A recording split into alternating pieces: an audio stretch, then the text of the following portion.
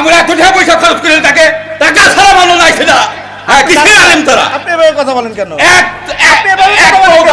আপনি এভাবে কথা বলেন কেন? ওইভাবে বলতে হবে, টাকা ছাড়া ভালো লাগছে না। আমার কথা শোনেন আগে, আমার কথা শোনেন, আমার কথা শোনেন আগে আপনি, আমার কথা শোনেন। না না না না, আমার কথাকে শুনতে হবে, আমার কথা শুনতে হবে, আমার কথা শোনাই লাগবে তোমাদের, আমার কথা শোনাই লাগবে। তোমরা গরু হিসেবে আমার কিনে নিয়ে শুনি না। টাকা পাঠান লাগছে। দাঁতকে দিছে, আপনি দিছেন না, কথা কমো আস্তে মাইক ছাড়া।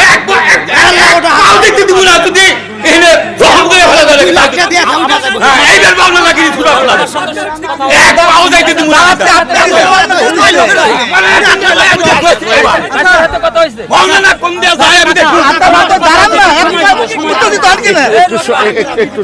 এই ছেলেরা আমার কথাকে শোনো, এই, আমার কথাকে শোনো, সবাইকে শুনতে হবে। নিশ্চয়ই এখানে কেউ গরু না, সবাই মানুষ, প্রত্যেকের বিবেক আছে, বিবেক আছে না?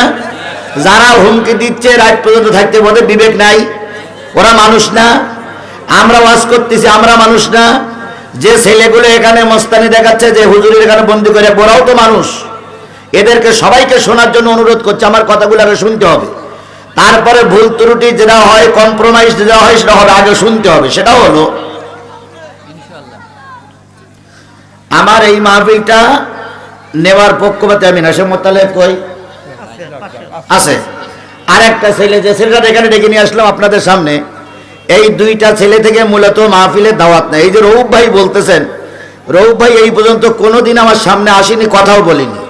এক, দুই নম্বর কথা হচ্ছে, আমার দাওয়াত নেওয়া হলো জোহরের পরের থেকে আসর ওয়াক্ত পর্যন্ত, সেই হিসাবে পোস্টারও ছাপানো, মাওলানা আজিজুল ইসলাম জিহাদি বাদ জোহর হইতে শুরু।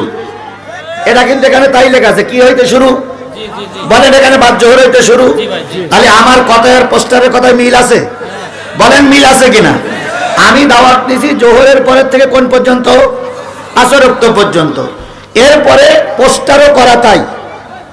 এবার রৌফ ভাই এসে বলে গেলেন টাকা ছাড়া বক্তা আসেনি, সম্পূর্ণ